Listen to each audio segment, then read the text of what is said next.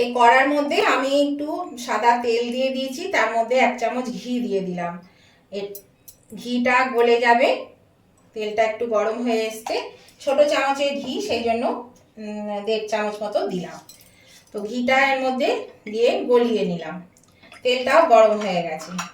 এবার আমি এখানে 2 টুকরো তেজপাতা দিয়ে দিচ্ছি। এর মধ্যে দিয়ে দিচ্ছি এখানে আদার মধ্যে আমি একটু হিং, পরিমাণ মতন হিংকে গুলে নিয়েছি, দিয়ে এই জলটা আমি দিয়ে দিলাম এর মধ্যে। এবার দিয়ে দিচ্ছি আলুগুলোকে এরকম করে কেটে রেখেছি, এই আলুগুলোকে আমি এর মধ্যে দিয়ে দিচ্ছি। আলুটা এর মধ্যে দিয়ে একটু ভেজে নেব। নমস্কার বন্ধুরা, আমি সুমনা চলে এসেছি আমার রেসিপি ঝুলি থেকে একটা রেসিপি নিয়ে। আশা করি আপনারা সকলে ভালো আছেন, সুস্থ আছেন। আমার সকল বন্ধুদেরকে আমার পরিবারে স্বাগত জানিয়ে আমি আজকে রান্না শুরু করলাম। আজকে আমি আপনাদেরকে দেখাবো এঁচোড়ের ঘন্ট। তো সেই জন্য এখানে দেখুন আলুগুলোকে আমি এইরকম ভাবে পিস করে নিয়েছি। আপনারা লম্বা লম্বা সরু সরু করেও কেটে নিতে পারেন। তো আমি এইভাবে পিস করে এটাকে আমি ভেজে নেব, একটু আঁচটা বাড়িয়ে একটু লালচে করে ভেজে নেব প্রথমে। এই দেখুন বন্ধুরা, এখানে একটা বাটিতে আমি একটু জলের মধ্যে 2 টেবিল স্পুন আমি এখানে টক দইকে ভালো করে ঘুটিয়ে নিয়েছি। এবার আমি এর মধ্যে দিয়ে দিচ্ছি পরিমাণ মতো একটু চিনি, একটু চিনি বেশি লাগবে সেই জন্য একটু চিনি। আর দিয়ে দিচ্ছি এখানে ধনে গুঁড়ো, 1 টেবিল স্পুন ধনে গুঁড়ো। দিয়ে দিচ্ছি পরিমাণ মতো নুন আর হলুদ, পরিমাণ মতো নুন আর হলুদও দিয়ে দিলাম। আর দিয়ে দিচ্ছি একটু লঙ্কা গুঁড়ো, এই যে 1/2 চামচ লঙ্কা গুঁড়ো। এটাকে দিয়ে আমি খুব ভালো করে এই মিশ্রণটা বানিয়ে নেব। আলু ভাজতে ভাজতে আমার এই মিশ্রণটা কিন্তু তৈরি হয়ে গেল। তো এবার আলুটা আমি তুলে নেব। আলুটা ভাজা হয়ে গেছে, আমি আলুটাকে এবার তুলে নিচ্ছি। তেলটা ছেঁকে তুলে নিতে হবে।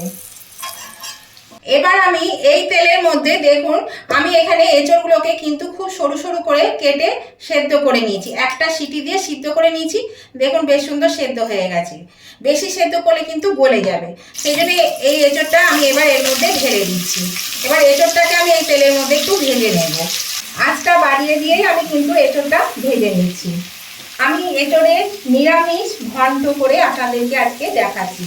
এটা খেতে কিন্তু খুবই ভালো লাগে। এটা ভাত রুটির সঙ্গে খান বা পরোটার সঙ্গে খান, খেতে কিন্তু ভীষণ ভালো লাগে। আর বিশেষ কিছু উপকরণ লাগে না, খুব কম উপকরণে একদম ঘরোয়া উপকরণে রান্নাটা হয়ে যায়, আর খেতেও বেশ সুস্বাদু হয়। এটাকে আমি ভালো করে একটু ভেজে নেব। নতুন বন্ধু যারা আমার চ্যানেলে প্রথম এসেছেন তাদের কাছে আমার অনুরোধ, অবশ্যই কিন্তু আমার চ্যানেলটা সাবস্ক্রাইব করে আমার পাশে থাকবেন, আর পাশে থাকা বেলটা অবশ্যই ক্লিক করে দেবেন। তাহলে আমি যখনই আমার নতুন নতুন ভিডিও আপলোড করব সাথে সাথে নোটিফিকেশন আপনাদের মোবাইলে পৌঁছে যাবে, আর সবার আগে আপনারা আমার ভিডিও দেখতে পাবেন। আর আমার উভয় বন্ধুদেরকে বলছি, আজকে রেসিপিটা দেখতে দেখতে যদি এখনো পর্যন্ত লাইক দিতে ভুলে গিয়ে থাকেন, প্লিজ লাইক বাটনটা একটু প্রেস করে দেবেন। আপনাদের একটা লাইক আমাকে এগিয়ে যেতে অনেকটা সাহায্য করে। আর যদি রেসিপিটা ভালো লেগে থাকে, যদি খুব ভালো লেগে থাকে, তাহলে অবশ্যই কিন্তু আপনাদের বন্ধু বান্ধব আত্মীয় স্বজন সকলের কাছে একটু শেয়ার করে দেবেন প্লিজ। আর কেমন লাগলো আজকে রেসিপিটা সেটা জানাতে কমেন্ট করতে ভুলবেন না। অবশ্যই কমেন্ট করে দেবেন, আপনাদের মিষ্টি মিষ্টি কমেন্টগুলো পড়তেও ভালো লাগে, আর আপনাদের একটা কমেন্ট আমাকে পরবর্তী রেসিপি বানাতে অনেকটাই উৎসাহিত করে। সেই জন্য অবশ্যই কিন্তু লাইক শেয়ার কমেন্ট করতে ভুলবেন না। এটা আমি আরও 2-3 মিনিট ভেজে নেব। এরকম বন্ধুরা এটা ভাজা হয়ে গেছে। এবার আমি এই মশলাটা গুলে রেখেছি, এই মশলাটা আমি এর মধ্যে দিয়ে দিলাম।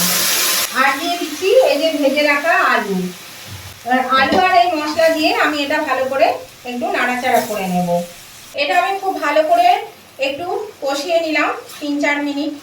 এবার আমি এর মধ্যে দিয়ে দেব এই যে আদা রসে হিং ভিজিয়ে রেখেছিলাম, সেই আদাটা আমি এখানে দিয়ে দিচ্ছি। আর দিয়ে দিচ্ছি কিশমিশ, আর দিয়ে দিচ্ছি 2টো কাঁচা লঙ্কা কুচি করে রেখেছি, আমার গাছের কাঁচা লঙ্কা, এই কাঁচা লঙ্কাটা দিয়ে দিলাম এর মধ্যে। এবার আমি এটা ভালো করে আরেকবার মিশিয়ে নেব। এবার এর মধ্যে এই যে এই বাটিটার মধ্যে মশলা গুলেছিলাম, সেই মশলা দেওয়া জলটুকু দিয়ে দিলাম। এতে কিন্তু জল বিশেষ কিছু লাগবে না, এই বাটি ধুয়ে এই জলটুকু দিলেই কিন্তু হয়ে যাবে। এবার আমি এটা ঢাকা দিয়ে রেখে দিচ্ছি আলুটা সেদ্ধ হওয়া অবধি। আর এঁচোড়টা তো সেদ্ধ আছেই, আর একটু ভালো হয়ে সেদ্ধ হয়ে যাবে। আলুটা সিদ্ধ হয়নি, আলুটাকে সিদ্ধ করতে হবে, সেই জন্য এবার আমি এটা ঢাকা দিয়ে দিচ্ছি মিনিট 10-এর জন্য। আঁচটা লো টু মিডিয়ামে দিয়ে দিলাম। এরকম বন্ধুরা আমি ঢাকাটা খুলে দিলাম, দেখুন সব সেদ্ধ হয়ে গেছে, আলুগুলো কিন্তু সিদ্ধ হয়ে গেছে। এই দেখুন আলু সেদ্ধ হয়ে গেছে, আর এঁচোড় তো সিদ্ধ করা আছে, আর জলটাও কিন্তু মরে গেছে। এবার আমি এর মধ্যে দিয়ে দিচ্ছি, এখানে নিয়েছি একটু হাফ চামচ ভাজা জিরে গুঁড়ো আর হাফ চামচ গরম মশলা। এটা আপনারা আপনাদের পছন্দ মতো পরিমাণ মতন দিয়ে দেবেন। আমি এখানে এটা দিয়ে দিলাম।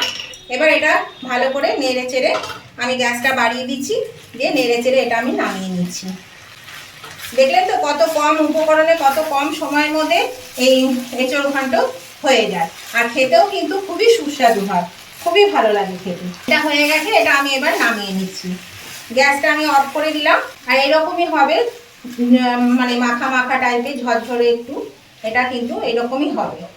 এটা আমি নামিয়ে নিলাম, এবার একটা পাত্রে আমি নামিয়ে নিলাম। এই দেখুন বন্ধুরা আমি নামিয়ে নিয়েছি, এটা দেখুন কতটা সুন্দর হয়েছে, আর খেতেও কিন্তু ততটাই সুন্দর হয়। অবশ্যই কিন্তু একবার এইভাবে করে খেয়ে দেখবেন যদি এখনো পর্যন্ত না খেয়ে থাকেন। তা আমার রেসিপিটা আপনাদের কেমন লাগলো সেটা জানাতে লাইক শেয়ার কমেন্ট করে দেবেন উভয় বন্ধুরা। আজকের মতন আমি ভিডিওটা এখানেই শেষ করছি।